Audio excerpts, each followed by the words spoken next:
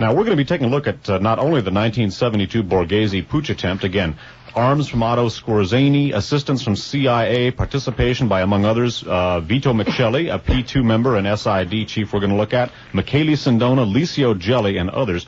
But, this whole series of coup attempts here we're going to be looking at in a book called In Banks We Trust. That book was authored by Penny Lernoux, last name Lernoux, published in copyright 1984, published in hardcover by the Anchor Press, which is in turn a subsidiary of Doubleday. And of the CIA's assistance to a series of coup attempts in Italy and the aforementioned use of Michele Sindona as the conduit for that, Penny Lernoux writes as follows. In the years after World War II, the CIA pumped some $65 million into Italy to support centrist and right-wing political parties, as revealed by the House of Representatives Pike Report on CIA activities. Despite this massive support, the beneficiaries suffered repeated electoral setbacks, unquote, and the CIA apparently concluded that another quick fix, unquote, was necessary in the form of $10 million for the 1972 parliamentary elections. But Nixon's White House, the CIA, and Graham Martin, the then U.S. ambassador to Italy, could not agree on who should get the booty. Martin worried that Sindona had a direct line to the White House because of his association with David Kennedy and Nixon's former law firm. Recall, we looked at that at the very top of tonight's broadcast. Sindona had also been active in the 1972 Nixon re-election drive when he put together fundraising campaigns, offered $1 million to the re-election committee on the condition of anonymity. It was refused, and orchestrated right-wing Italian efforts to woo Italian-American voters into Nixon's camp. Ambassador Martin concluded that Sindona was too extremist, his preference for CIA funding being Vito Michelli, a rightist general who headed the scandal-ridden SID, the Italian counterpart of the CIA. Martin wanted total control over the CIA's purse strings in Italy lest certain people, unquote, meaning Sindona, pushed the White House into a disastrous program, unquote. There were bitter fights between the ambassador and the CIA station chief over who was crazier, Sindona or Michelli, Martin at one point threatening to put the chief spook on the first plane back to Washington. It was a mess, said an embassy official. There was lots of money floating around, and everybody and his uncle was giving it to Sindona and Michelli. Sindona was a money channel years before Martin asked for control of the funds, unquote. Of course, interrupting, we looked at that with regard to the 70 Borghese coup attempt and the 69 Piazza Fontana bombing. Continuing. The irony is that Martin and the CIA bickered for nothing, since the Sindona and Michelli pipelines both led back to the same neo-fascists. Both men belonged to the P2. Michelli, who received at least $800,000 from Ambassador Martin, was also a member of the neo-fascist Italian social movement of Black Prince Borghese. According to the Italian press, some of the CIA money went to finance an aborted fascist coup against the Italian government, which was organized by Borghese in December of 1970. Also implicated in the coup were Michelli and the Italian terrorist Della Chiai of Ordine Nuovo, the paramilitary arm of the P2, as well as John McCaffrey, chief of the European resistance movement for Britain during World War II. The Scotsman met Sindona after the war when he represented Hambros Bank in Italy. Hambros was a partner with Sindona in an Italian bank, and McCaffrey became close friends with the Sicilian who shared the same right-wing ideology. In an affidavit signed in Ireland in 1981, shortly before his death, McCaffrey stated that he helped Sindona plan the 1970 coup and that he was sure to a moral certainty, unquote, that the CIA was aware of the plot. Convinced that the coup would exclude any attempt at neo-fascist dictatorship, unquote, McCaffrey seemed unaware of Sindona's P2 links, although everyone on the Italian side of the conspiracy was connected to the neo-fascist lodge. Michelli and Sindona were involved in another unsuccessful coup conspiracy in 1973, known as the Rosa dei Venti. Italian judicial authorities uncovered additional evidence implicating Michelli's SID and Della Chiai in the 1969 explosion at Milan's Piazza Fontana, in which 17 died. The bombing was part of the strategy of tension hatched by right-wing SID officials and Borghese's neo-fascists to cause a shift to the right on the part of Italian voters alarmed by phony leftist bombings. And of course, we looked at BND involvement in same just a second ago. Okay, and reading from Luigi DeFonzo's book, St. Peter's Banker, we're going to be talking a little bit about the other end of some of those pipelines. According to the 1976 Pike Report, written by the U.S. House Select Committee on Intelligence, Chairman Otis Pike discovered that the U.S. government had spent $10 million in 1972 backing the Christian Democrats and the right in Italy. While Graham Martin was U.S. ambassador to Italy during the Nixon administration, the CIA poured millions of dollars into Italy to support right-wing activities. Of that money, $800,000 went directly to SID Chief Vito Miceli, a member of P2 who has since been charged with political conspiracy in the Tora coup attempt led by the late Prince Junio Valerio Borghese. General Miceli, however, was not the only member of P2 who participated in the coup. Carlo Bordoni says that Michele Sindona, in the middle of an argument, boasted that he was one of the masterminds of the aborted coup. Borghese, also known as the Black Prince, a friend of Licio Gelli, had been head of Decima Mas, a group of fascists who operated during 1944 and 1945. Borghese, like Gelli, was a strong supporter of Mussolini and Hitler. During World War II, Borghese received his country's highest award for gallantry as a naval officer. As the leader of Decima Mas, the Black Prince ordered the assassination of partisans and of civilians suspected of protecting partisans. After the war, Borghese spent 4 years in prison for his pro-Nazi affiliations. Confinement, however, did not diminish the prince's political ambitions. And the clash between the far left and the distant right during 1970 set the mood for Borghese's planned coup. Again, remember, the clash between the far left and the distant right during 1970 was entirely fabricated. By December of 1970, the will of reform had swung Italian politics completely toward the left. Pro-Nazi and pro-fascist groups continued in conflict with university students. Warnings persisted that rightists were planning to overthrow the government and establish a presidential dictatorship. Most politicians believed that no one group could or would attempt a coup d'etat, but Communist Party leaders thought differently. Fearing that a rightist coup was in the making, they ordered several standby alerts, directing members to safe houses in the event that the right succeeded in establishing a dictatorship. On December 7th, 1970, 200 military forest rangers stood armed for battle in the mountains near Rieti, about 30 kilometers from Rome. By order of Prince Borghese, 20 rangers entered the Ministry of the Interior. Another group of fascists stood prepared to receive an order to kidnap the President of the Republic, Giuseppe Saragat. At the last moment, however, the coup, for reasons unknown, was canceled. It is unlikely that the coup could have been successful because Borghese lacked the manpower necessary to pull it off. Nevertheless, had he given the order for his men to march on Rome, there would have been bloodshed. Perhaps he realized this. Whatever the reason, after Borghese fled to Spain, a 14-page document was discovered that detailed the plot and subsequent acts of violence planned through 1974. The report also revealed that Vito Miceli had known of the coup but had not informed Parliament. The reason may be that Licio Gelli, his superior in P2, supported Borghese's attempt. In spite of all this obscurity, one thing is clear. On 5 different occasions during the 70s, factions of the extreme right planned to seize control of the Italian government and establish a fascist state. And in at least one other plot, the Rosa dei Venti, Vito Miceli and Licio Gelli were named as principals. Before continuing with the article, we might want to mention broadcasting from Foothill College. This is KFJC, Los Altos Hills. Numerous journalists have reported that part of the $10 million that the CIA spent on Italy's 1972 elections was filtered through banks controlled by Michele Sindona, and Sindona confirms this. The CIA, however, will not state whether or not it had a fiduciary relationship with Sindona. Nevertheless, a secret court document now makes it possible to show how, in January 1972, Michele Sindona and John McCaffrey, chief of the European resistance movement for Britain during World War II, planned a coup.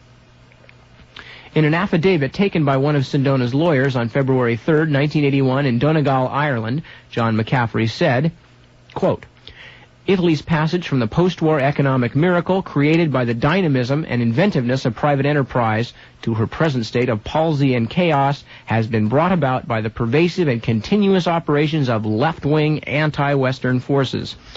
These forces have used their customary well-known range of instruments, including the penetration and corruption of individuals and groups, which should have been achieved, though they have been greatly helped by the existence of an overt, numerically strong Communist Party. As always, the communists have cloaked their allies and fellow travelers with membership in established political parties and institutions and have infiltrated individuals into key posts.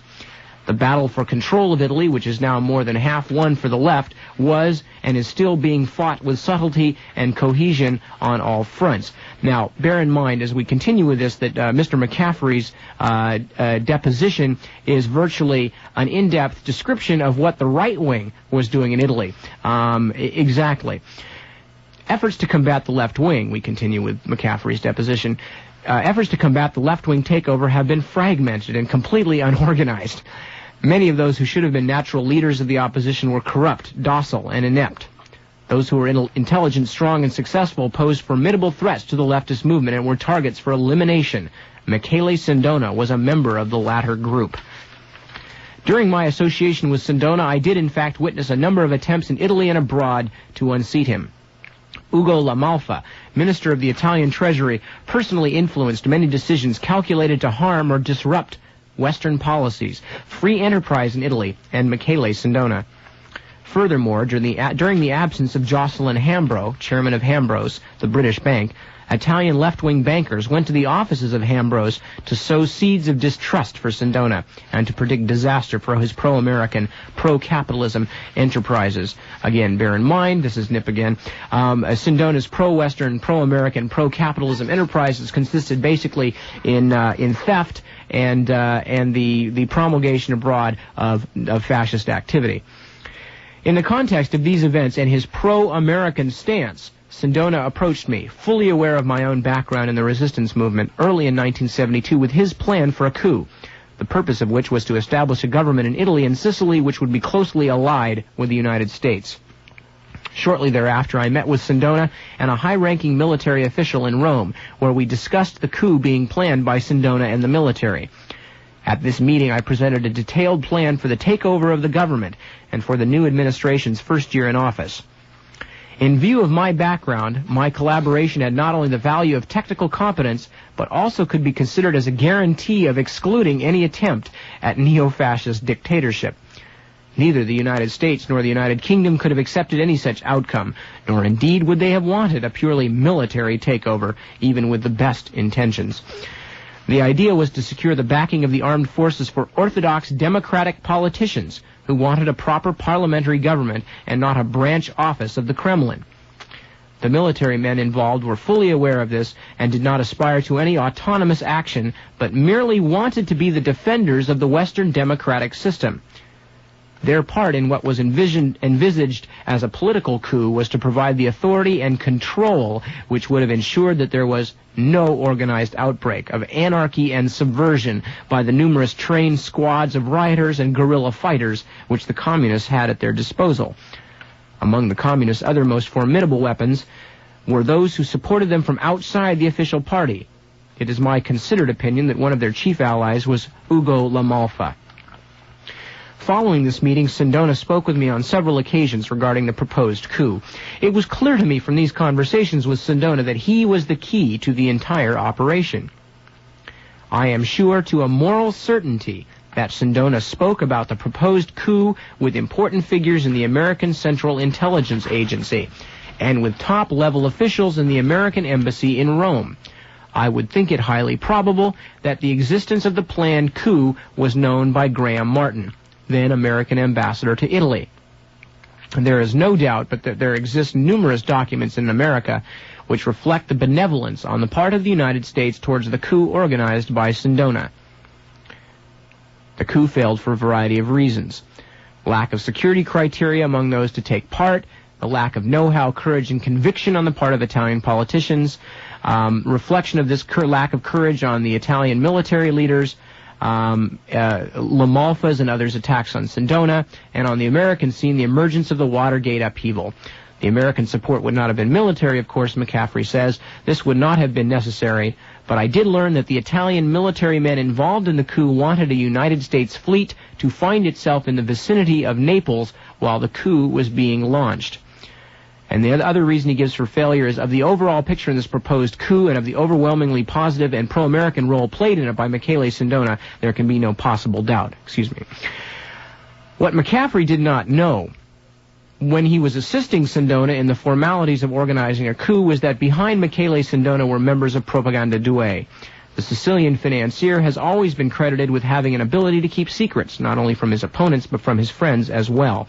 Had he revealed the support of P2 and its neo-fascist elements, Sindona might not have received John McCaffrey's assistance. I should just mention that as far as my own personal interpretation of this goes, I think that Mr. DeFonso is perhaps being excessively kind to John McCaffrey. Those of you who were listening carefully as we were reading his deposition will probably have recognized basically the ravings of somebody who certainly, if not an active neo-fascist, is certainly full of neo-fascist sympathies, and to suggest that the Italian government as it stood in 1970 was basically a branch of the Kremlin, and to suggest that people like Michele Sindona and his associates were motivated only by a sort of a warm-hearted desire for pro-Western, pro-democratic ideals is either a degree of it signifies a degree of stupidity rather incredible in somebody who is as involved in political activities as McCaffrey has been during World War II and afterwards,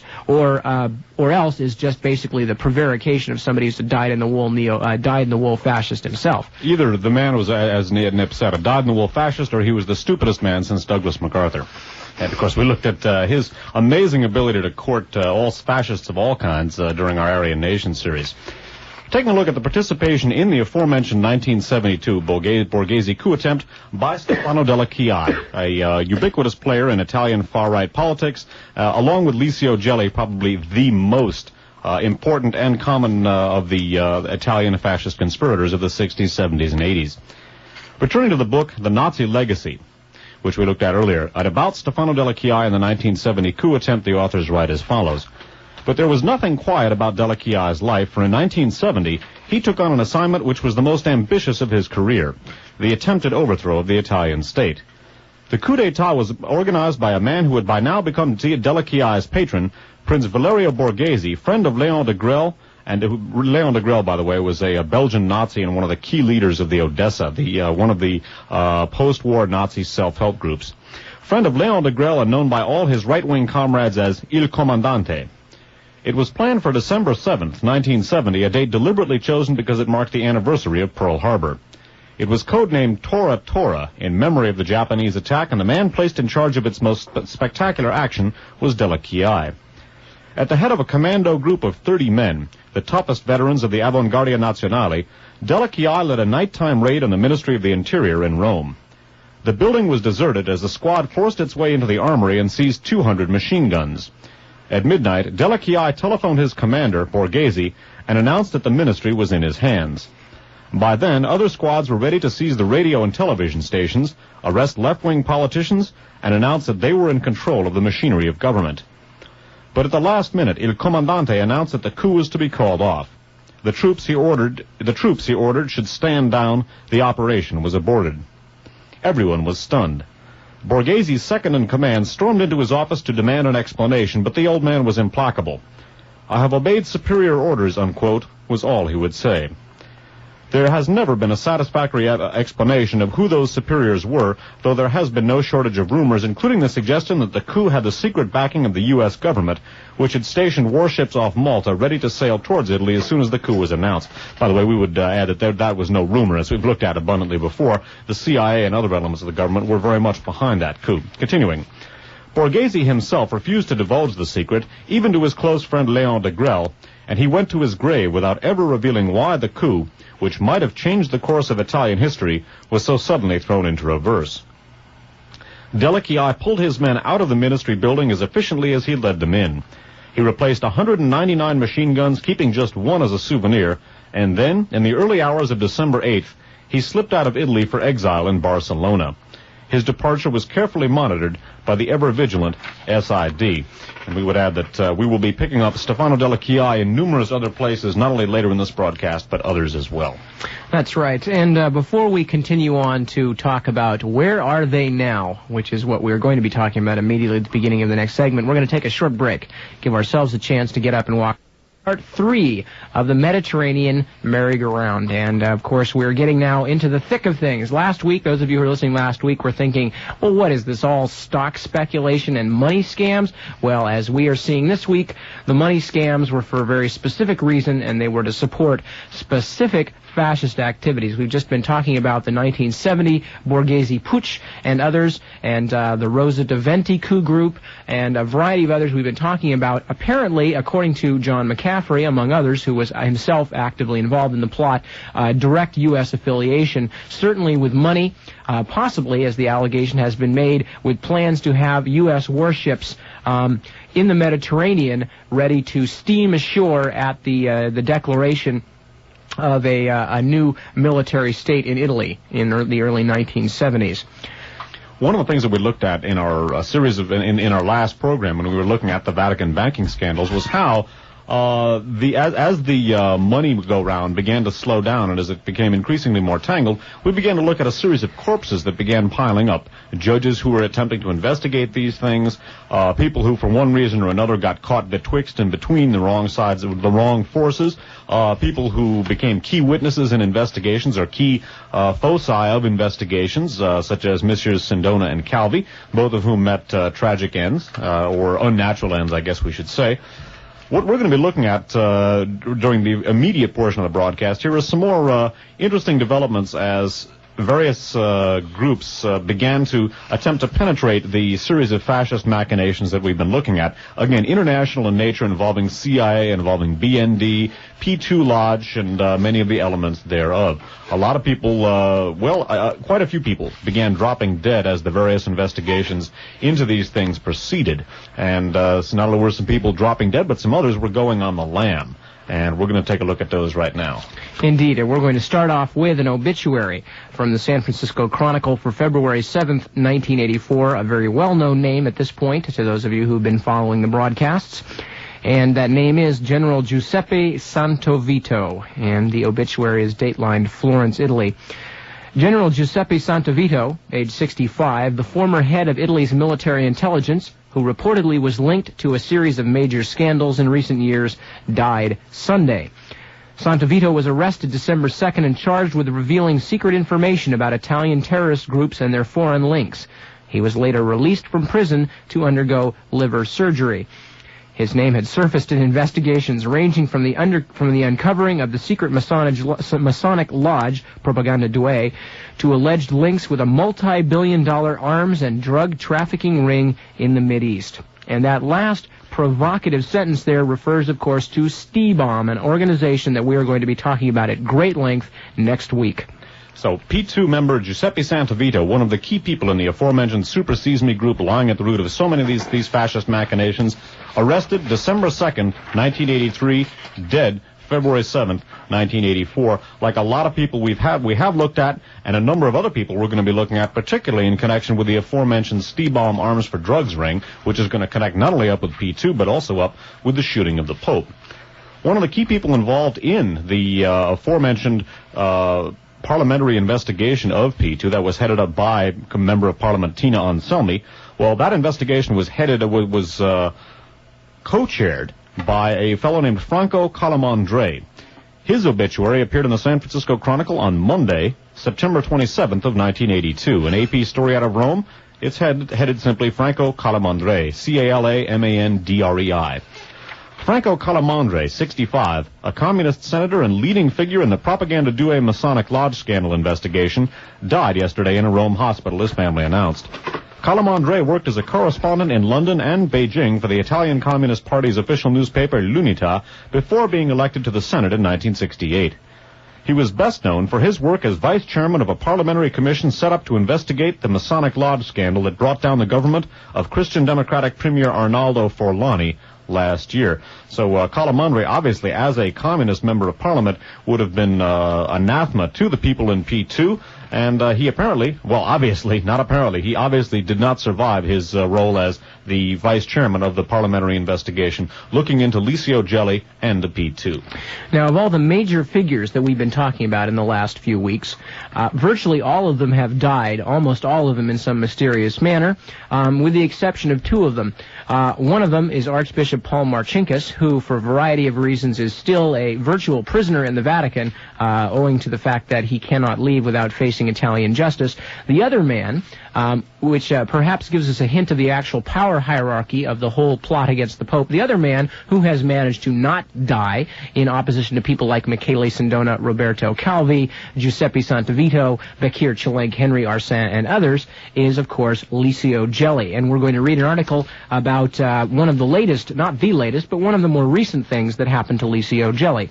And this article is from the Wall Street Journal for August 11th, 1983. The headline is Central Figure in Italian Scandal Has Vanished, subheaded Licio Gelli, former leader of P2 Masonic Lodge, missing from Swiss jail.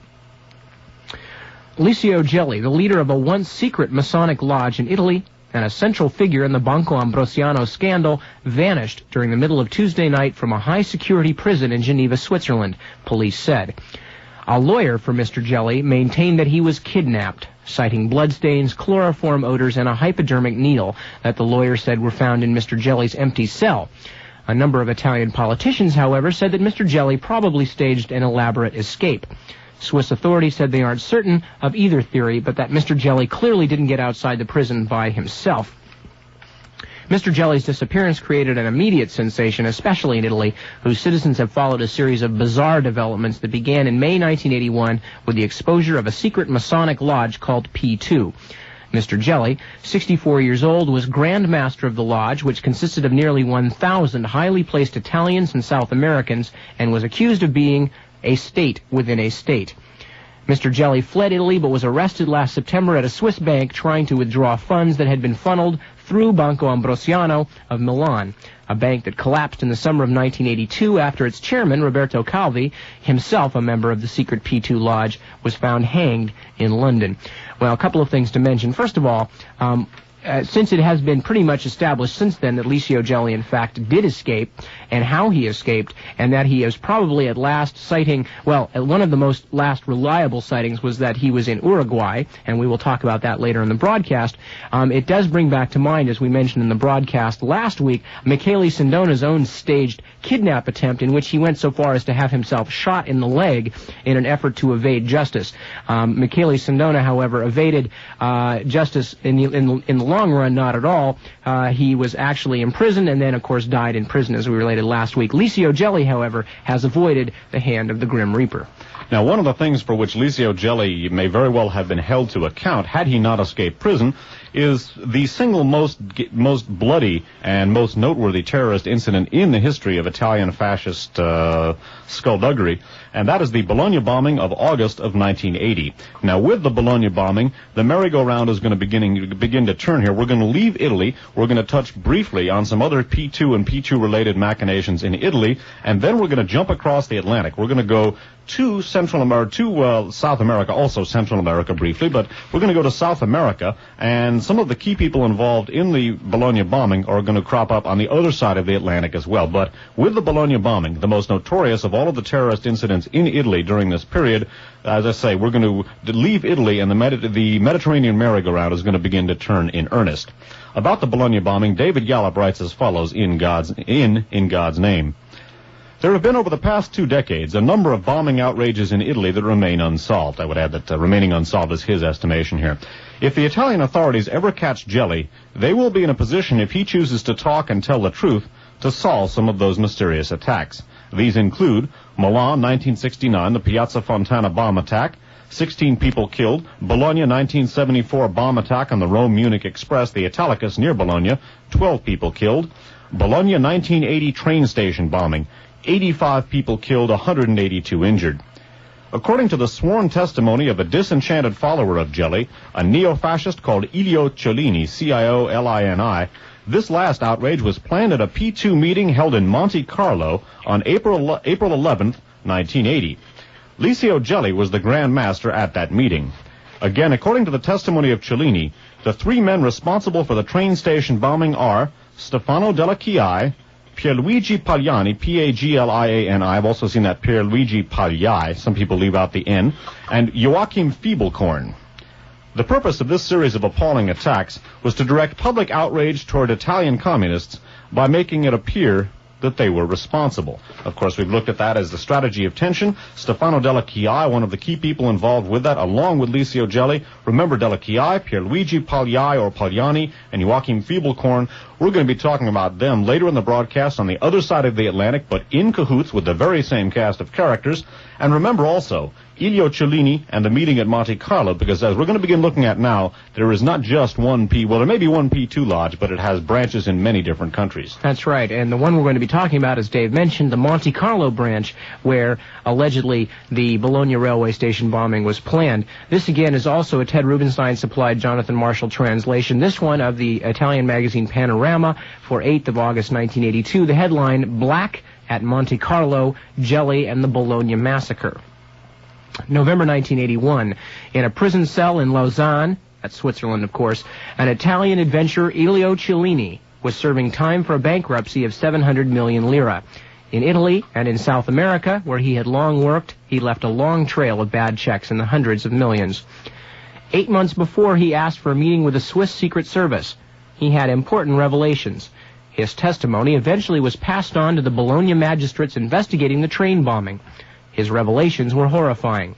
Fascists, P2 Masons, members of a new lodge in Monte Carlo, famous financiers, politicians, all together in a plot to undermine institutions and conquer power in Italy. The magistrates went to Switzerland to interview him. They discovered that he had dealt in South America with Stefano Della Chiai, sought in vain since the time of the Piazza Fontana massacre. He was let out of prison and in return, this is Cellini they're talking about, was let out of prison and in return produced documents that filled out that disquieting dossier. These revelations moved forward an inquiry that has been largely secret until now, with the arrest of Ezio Gianciglio, a Tuscan leader of P2 and organizer of the Masonic Executive Committee of Monte Carlo.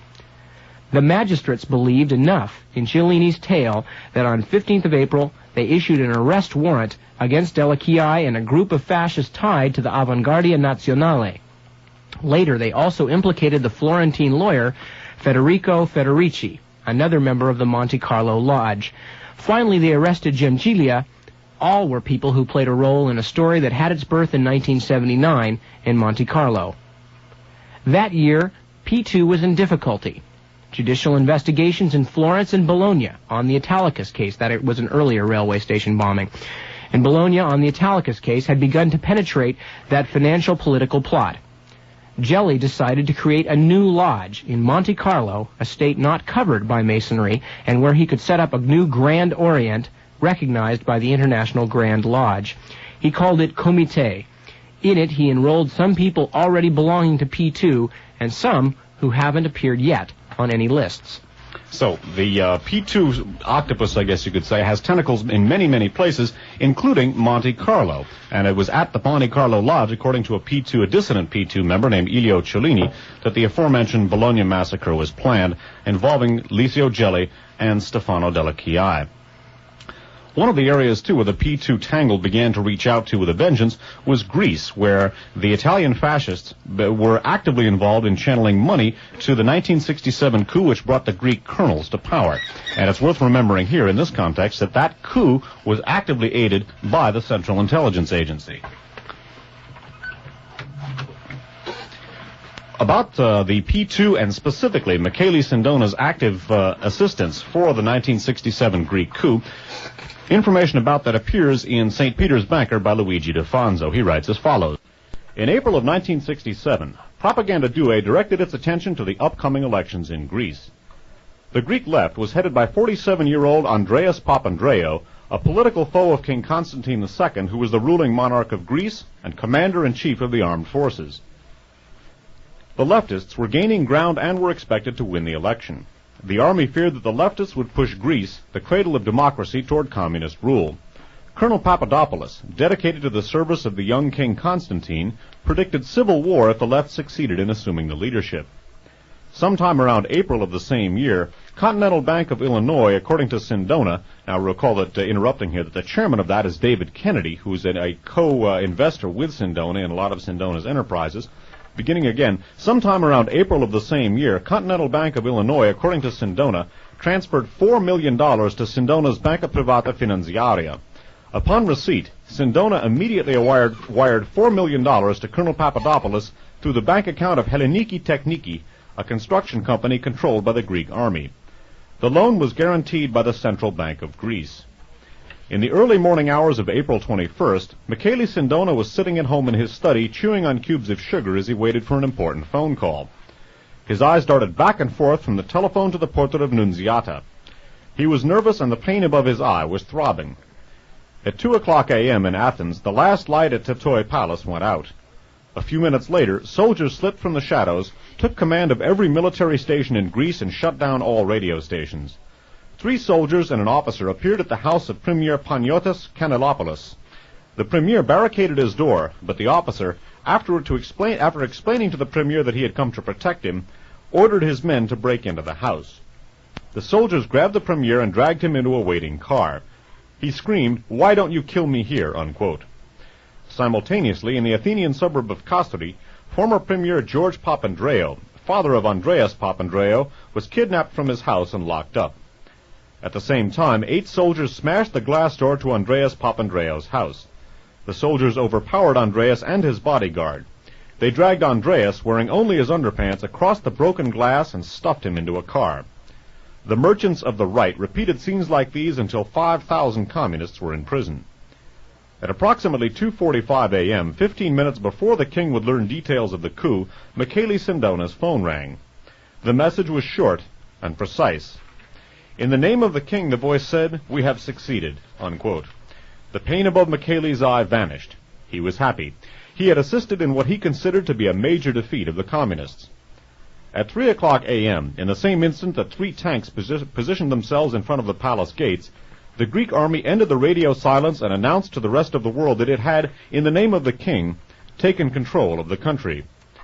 2 years later, in December of 1969, a letter published in the London Times revealed a plot to overthrow the government of Italy and establish an Italian fascist state backed by sympathetic forces within Greece.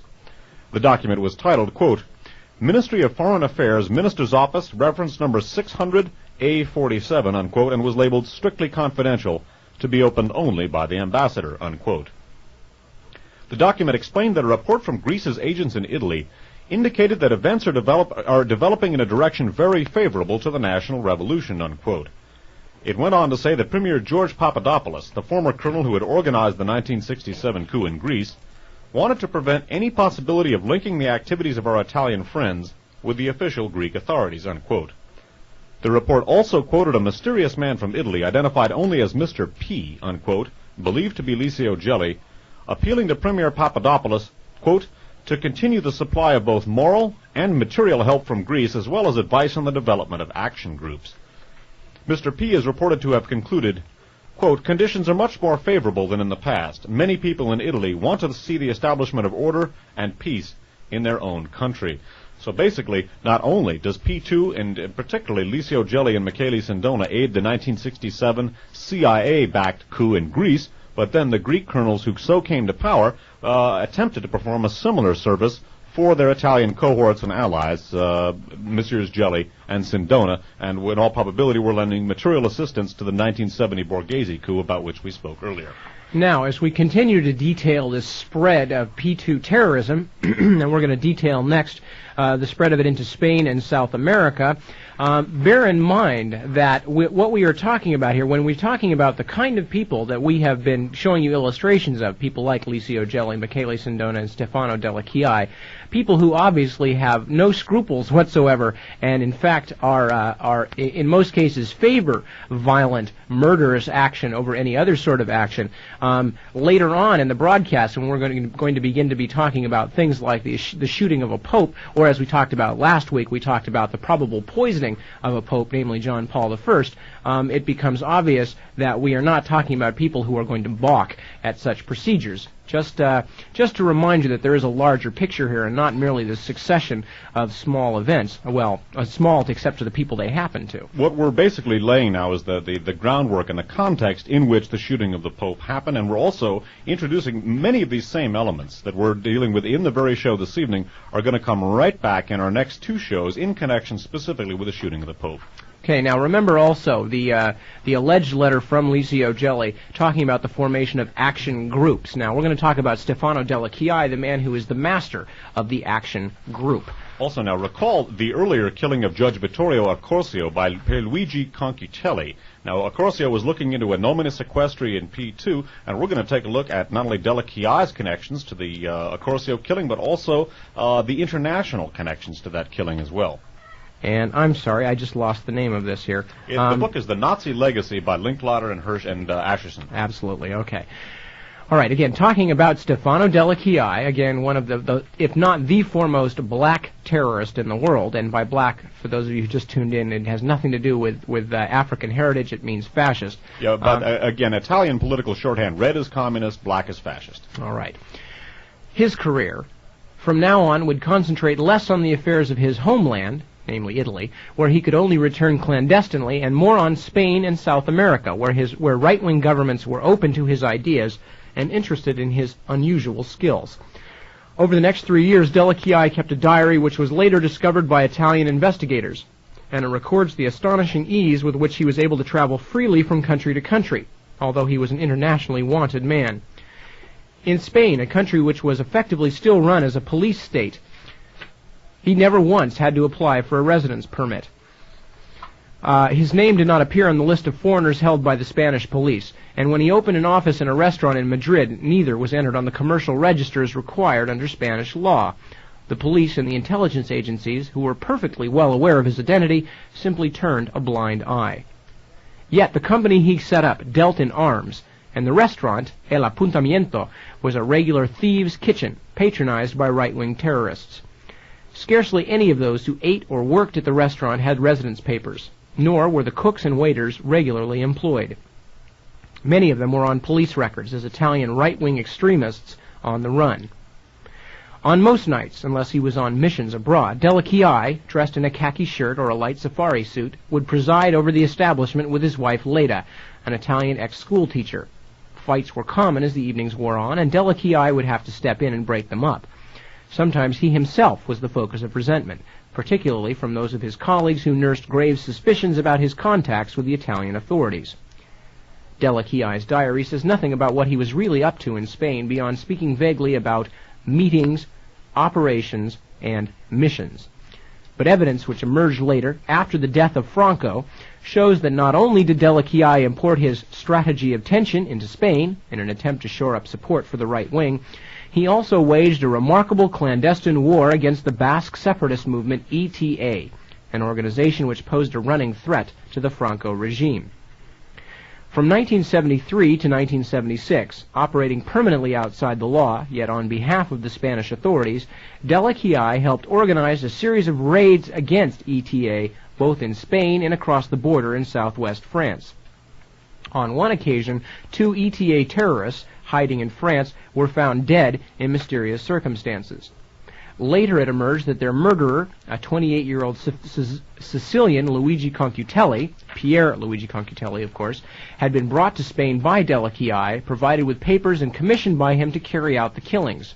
You may remember, if this is in fact the same Pierre Luigi Concutelli, this is the man who killed Judge Vito Accorsio, who was investigating the connections between the right wing and organized crime.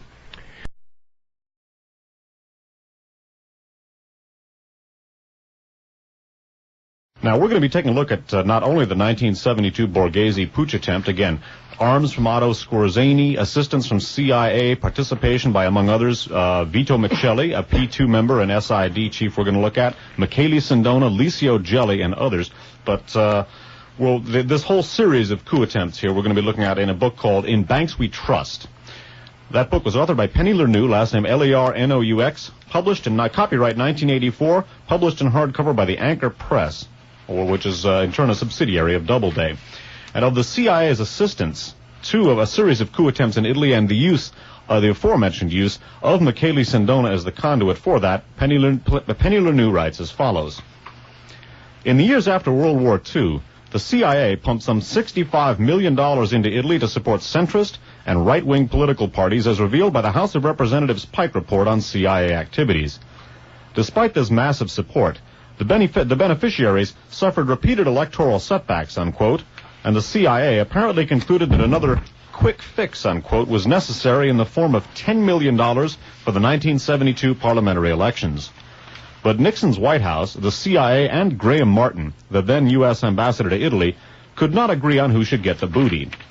Martin worried that Sindona had a direct line to the White House because of his association with David Kennedy and Nixon's former law firm. Recall, we looked these neo-fascists to cause a shift to the right on the part of Italian voters alarmed by phony leftist bombings. And of course, we looked at BND involvement in same just a second ago.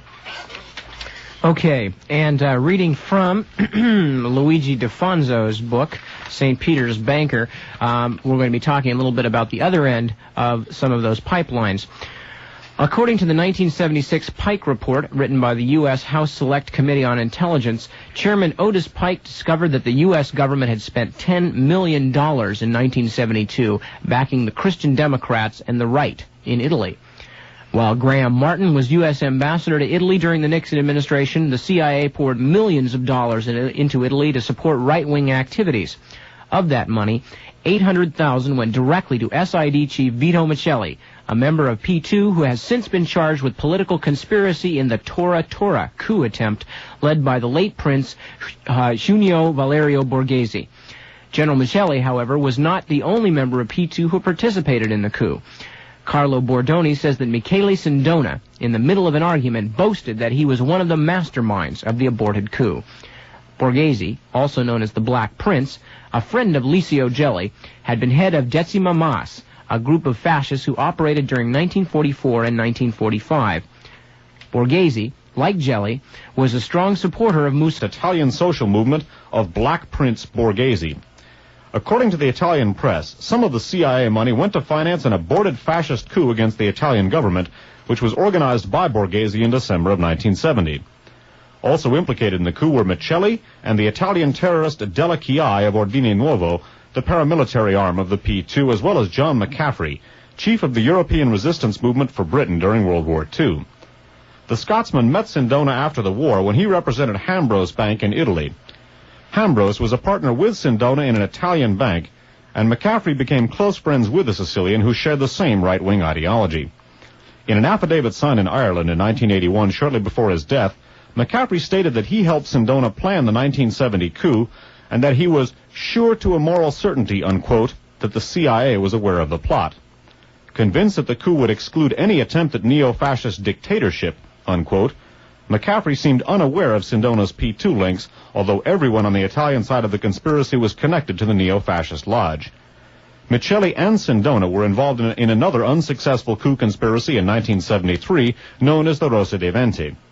Italian judicial authorities uncovered additional evidence implicating Michelli's SID and Della Chiai in the 1969 explosion at Milan's Piazza Fontana, in which 17 died. The bombing was part of the strategy of tension hatched by right-wing SID officials and Borghese at the very top of tonight's broadcast. Sindona had also been active in the 1972 Nixon re-election drive when he put together fundraising campaigns, offered $1 million to the re-election committee on the condition of anonymity. It was refused, and orchestrated right-wing Italian efforts to woo Italian-American voters into Nixon's camp. Ambassador Martin concluded that Sindona was too extremist, his preference for CIA funding being Vito Michelli, a rightist general who headed the scandal-ridden SID, the Italian counterpart of the CIA. Martin wanted total control over the CIA's purse strings in Italy lest certain people, unquote, meaning Sindona, pushed the White House into a disastrous program, unquote. There were bitter fights between the ambassador and the CIA station chief over who was crazier, Sindona or Michelli, Martin at one point threatening to put the chief spook on the first plane back to Washington. It was a mess, said an embassy official. There was lots of money floating around, and everybody and his uncle was giving it to Sindona and Michelli. Sindona was a money channel years before Martin asked for control of the funds, unquote. Of course, interrupting, we looked at that with regard to the 70 Borghese coup attempt and the 69 Piazza Fontana bombing. Continuing. The irony is that Martin and the CIA bickered for nothing, since the Sindona and Michelli pipelines both led back to the same neo-fascists. Both men belonged to the P2. Michelli, who received at least $800,000 from Ambassador Martin, was also a member of the neo-fascist Mussolini and Hitler. During World War II, Borghese received his country's highest award for gallantry as a naval officer. As the leader of Decima Mas, the Black Prince ordered the assassination of partisans and of civilians suspected of protecting partisans. After the war, Borghese spent 4 years in prison for his pro-Nazi affiliations. Confinement, however, did not diminish the prince's political ambitions. And the clash between the far left and the distant right during 1970 set the mood for Borghese's planned coup. Again, remember, the clash between the far left and the distant right during 1970 was entirely fabricated. By December of 1970, the will of reform had swung Italian politics completely toward the left. Pro-Nazi and pro-fascist groups continued in conflict with university students. Warnings persisted that rightists were planning to overthrow the government and establish a presidential dictatorship. Most politicians believed that no one group could or would attempt a coup d'etat, but Communist Party leaders thought differently. Fearing that a rightist coup was in the making, they ordered several standby alerts, directing members to safe houses in the event that the right succeeded in establishing a dictatorship. On December 7th, 1970, 200 military forest rangers stood armed for battle in the mountains near Rieti, about 30 kilometers from Rome. By order of Prince Borghese, 20 rangers entered the Ministry of the